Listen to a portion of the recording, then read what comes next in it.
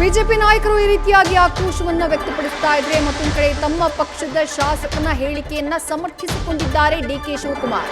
ಬಿಜೆಪಿಯವರು ಹೇಳ್ತಿದ್ದಾರೆ ಎಚ್ಚರಿಕೆಯಿಂದ ಇರಿ ಅಂತಷ್ಟೇ ಬಾಲಕೃಷ್ಣ ಅವರು ಹೇಳಿದ್ದು. ಗ್ಯಾರಂಟಿ ಬಂದ್ ಆಗುತ್ತೆ ಅಂತ ಹೇಳಿ ಬಿಜೆಪಿಯವರು ಹೇಳಿಕೆ ಕೊಡ್ತಿದ್ದಾರೆ ಅಷ್ಟೇ. ಅದಕ್ಕೆ ಬಾಲಕೃಷ್ಣ ಅವರು ಹೇಳಿಕೆಯನ್ನ ಈ ರೀತಿಯಾಗಿ ನೀಡಿದ್ದಾರೆ. ಗ್ಯಾರಂಟಿ ಬಂದ್ ಆಗುತ್ತೆ ಅಂತ ಅವರು ಹೇಳಿಲ್ಲ.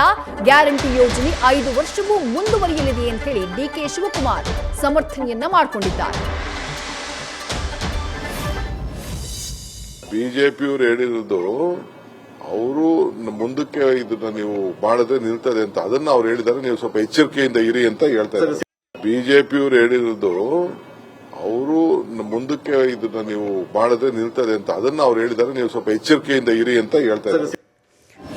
ಮತ್ತಷ್ಟು ಡೀಟೇಲ್ಸ್ ನಮ್ಮ ಪ್ರತಿನಿಧಿ ಶಿವಪ್ರಸಾದ್ ನೀಡ್ತಾ ಹೋಗ್ತಾರೆ. ಶಿವಪ್ರಸಾದ್, ವಿಧಾನಸಭಾ ಚುನಾವಣೆಯ ಸಂದರ್ಭದಲ್ಲಿ ಗ್ಯಾರಂಟಿಗಳ ಆಧಾರದ ಮೇಲೆ ಗೆದ್ದಂತಹ ಕಾಂಗ್ರೆಸ್ ಈಗ ಲೋಕಸಭೆ ಚುನಾವಣೆಯನ್ನ ಗೆಲ್ಲೋಕೆ ಅದೇ ಗ್ಯಾರಂಟಿಯ ಮೇಲೆ ಬ್ಲಾಕ್ ಮೇಲ್ ಮಾಡ್ತಾ ಇದೆಯಾ ಅಂತ ಹೇಳಿ, ಅದರ ಜೊತೆಗೆ ಇದು ಕೇವಲ ಬಾಲಕೃಷ್ಣ ಅವರ ವೈಯಕ್ತಿಕ ಹೇಳಿಕೆ ಆಗಿರದೆ ಕಾಂಗ್ರೆಸ್ ಪಾಳ್ಯದ ರಣತಂತ್ರದ ಭಾಗವಾಗಿ ಈ ಹೇಳಿಕೆ ಬಂದಿದೆಯಾ ಅಂತ ಹೇಳಿ ಶಿವಪ್ರಸಾದ್. ಖಂಡಿತವಾಗಿ ವಿದ್ಯಾಶ್ರೀ, ಸಾರ್ವತ್ರಿಕ ಚುನಾವಣೆಯ ಸಂದರ್ಭದಲ್ಲಿ ಗ್ಯಾರಂಟಿ ಯೋಜನೆಗಳ ಕುರಿತಂತೆ ಈಗ ಕಾಂಗ್ರೆಸ್ ಪಕ್ಷ ಚುನಾವಣೆಯನ್ನ ಎದುರಿಸಿತ್ತು. ಸದ್ಯ ಈಗ ಲೋಕಸಭೆ ಚುನಾವಣೆ ಇರೋದ್ರಿಂದ ಗ್ಯಾರಂಟಿ ಯೋಜನೆಗಳ ಅನುಷ್ಠಾನ ಸಮರ್ಪಕವಾಗಿ ಈಗ ಪೂರಕವಾಗಿ ಜನರಿಗೆ ತಲುಪ್ತಾ ಇದೆಯಾ ಇಲ್ವಾ ಎಂಬತಕ್ಕಂಥ ಚರ್ಚೆಗಳು ಒಂದ್ ಕಡೆ ಆದ್ರೆ, ಇನ್ನೊಂದ್ ಕಡೆ ಈ ಬಾರಿಯ ಲೋಕಸಭೆ ಚುನಾವಣೆಗೂ ಕೂಡ ಗ್ಯಾರಂಟಿ ಯೋಜನೆಯನ್ನ ಮುಂದುವರಿಸಬೇಕಾ ಬೇಡವಾ ಎಂಬತಕ್ಕಂಥ ಚರ್ಚೆಗಳು ಕೂಡ ಈಗ ಶುರುವಾಗಿದ್ದಾವೆ. ಈ ವಿಚಾರ ಕುರಿತಂತೆ ಅನೇಕ ಶಾಸಕರು ತಮ್ಮ ತಮ್ಮ ಅಭಿಪ್ರಾಯವನ್ನ ಬಹಿರಂಗವಾಗಿ ವ್ಯಕ್ತಪಡಿಸ್ತಾ ಇದ್ದಾರೆ. ಪ್ರಮುಖವಾಗಿ ಗ್ಯಾರಂಟಿ ಯೋಜನೆಗಳ ಅನುಷ್ಠಾನ ಕುರಿತಂತೆ ನಾವು ಭರವಸೆಯನ್ನ ಕೊಟ್ಟಿದ್ದು, ಅದನ್ನ ಈಗ ಈಡೇರಿಸಿದ್ದೇವೆ. ಇದು ಸಾರ್ವತ್ರಿಕ ಚುನಾವಣೆ ಮಟ್ಟಿಗೆ ಆಯ್ತು. ಈಗ ಲೋಕಸಭೆ ಚುನಾವಣೆಯಲ್ಲಿ ಏನಾದ್ರೂ ಹೆಚ್ಚಿನ ಸ್ಥಾನಗಳು ಗೆಲ್ಲದೆ ಹೋದಂತ ಸಂದರ್ಭದಲ್ಲಿ ಗ್ಯಾರಂಟಿ ಯೋಜನೆಗಳ ವಿರುದ್ಧವಾಗಿ ರಾಜ್ಯದ ಜನತೆ ಇದ್ದಾರೆ, ಮತದಾರರಿದ್ದಾರೆ ಎಂಬತಕ್ಕಂಥ ಅಭಿಪ್ರಾಯ ವ್ಯಕ್ತವಾಗುತ್ತೆ. ಆ ಕಾರಣಕ್ಕಾಗಿ ಗ್ಯಾರಂಟಿ ಯೋಜನೆಗಳನ್ನ ಇನ್ನಷ್ಟು ಮುಂದುವರಿಸಬೇಕಾ ಬೇಡವಾ ಎಂಬುದರ ಬಗ್ಗೆ ಚರ್ಚೆ ಶುರುವಾಗುತ್ತೆ ಎಂಬತಕ್ಕಂಥ ಅರ್ಥದಲ್ಲಿ ಶಾಸಕ ಬಾಲಕೃಷ್ಣ ಅವರು ಹೇಳಿಕೆಯನ್ನ ಕೊಟ್ಟಿದ್ದಾರೆ. ಈ ವಿಚಾರ ಕುರಿತಂತೆ ಶಾಸಕರು ತಮ್ಮ ತಮ್ಮ ಅಭಿಪ್ರಾಯಗಳನ್ನ ವ್ಯಕ್ತಪಡಿಸ್ತಾ ಇದ್ರು ಸಹಿತವಾಗಿ ಸರ್ಕಾರದಲ್ಲಿ ಈ ತರದ್ದೇನಾದ್ರೂ ಚರ್ಚೆಗಳು ನಡೀತಾ ಇದೆಯಾ ಅಂತಕ್ಕಂಥ ಚರ್ಚೆಗಳು ಕೂಡ ಈಗ ಬಿಜೆಪಿ ಸೇರಿದಂತೆ ಜನಸಾಮಾನ್ಯರಲ್ಲಿ ಮೂಡ್ತಾ ಇದೆ.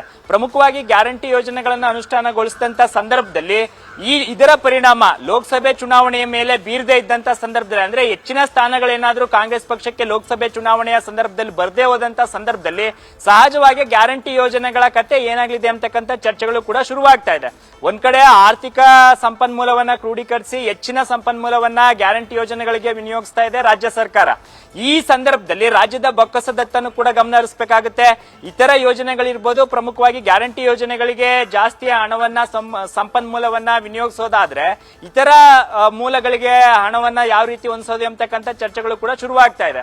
ಹಾಗಾಗಿ ಒಂದ್ ಕಡೆ ಭಾರತೀಯ ಜನತಾ ಪಕ್ಷದ ನಾಯಕರುಗಳು ಗ್ಯಾರಂಟಿ ಯೋಜನೆಗಳ ಕುರಿತಂತೆ ಯಾವ ರೀತಿ ಕಾಂಗ್ರೆಸ್ ಪಕ್ಷದ ನಾಯಕರು ಹೇಳಿಕೆಗಳನ್ನ ಕೊಡ್ತಾ ಇದ್ದಾರೆ, ವ್ಯತಿರಿಕ್ತವಾಗಿ ಇದು ಬೋಗಸ್ ಹೇಳಿಕೆಗಳು ಎಂಬತಕ್ಕಂಥ ಮಾತನ್ನ ಹೇಳ್ತಾ ಇದ್ದಾರೆ. ಅಂದ್ರೆ ಗ್ಯಾರಂಟಿ ಯೋಜನೆಗಳನ್ನ ಸರಿದೂಗಿಸ್ಲಿಕ್ಕೆ ಆಗದೇನೆ ಈ ರೀತಿಯ ಹೇಳಿಕೆಗಳನ್ನು ಕೊಡ್ತಾ ಇದ್ದಾರೆ ಅಂತಕ್ಕಂಥ ಅಭಿಪ್ರಾಯ ಕೂಡ ಮೂಡ್ತಾ ಇದೆ.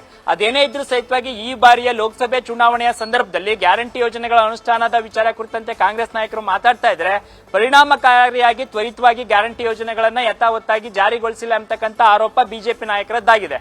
ಸದ್ಯ ಈ ಎಲ್ಲಾ ಬೆಳವಣಿಗೆಗಳು, ಆರೋಪ ಪ್ರತ್ಯಾರೋಪಗಳ ನಡುವೆಯೂ ಕೂಡ ಲೋಕಸಭೆ ಚುನಾವಣೆಯ ನಂತರ ಗ್ಯಾರಂಟಿ ಯೋಜನೆಗಳ ಕತೆ ಏನು, ಅಂದ್ರೆ ಏನಾದ್ರೂ ಕಾಂಗ್ರೆಸ್ ಪಕ್ಷ ನಿರೀಕ್ಷಿತ ಸ್ಥಾನಗಳು ಲಭ್ಯವಾಗದೇ ಇರತಕ್ಕಂತ ಸಂದರ್ಭ ಬಂದಂತ ಸಂದರ್ಭದಲ್ಲಿ ಸಹಜವಾಗಿ ಗ್ಯಾರಂಟಿ ಯೋಜನೆಗಳೆಲ್ಲ ಮುಂದುವರಿಸ್ತಾರಾ ಇಲ್ವೇ ತಡೆ ಹಿಡಿತಾರಾ ಅಂತಕ್ಕಂಥ ಪ್ರಶ್ನೆ ಈಗ ಜನಸಾಮಾನ್ಯರಲ್ಲಿ ಮೂಡ್ತಾ ಇರ್ತಕ್ಕಂಥದ್ದು. ವಿದ್ಯಾಶ್ರೀ, ಥ್ಯಾಂಕ್ ಯು ಶಿವಪ್ರಸಾದ್ ತಮ್ಮ ಡೀಟೇಲ್ಸ್ಗೆ. ನ್ಯೂಸ್ ಫಸ್ಟ್ ನಿರ್ಭೀತಿಯಿಂದ ನಿಮ್ಮ ಪರವಾಗಿ.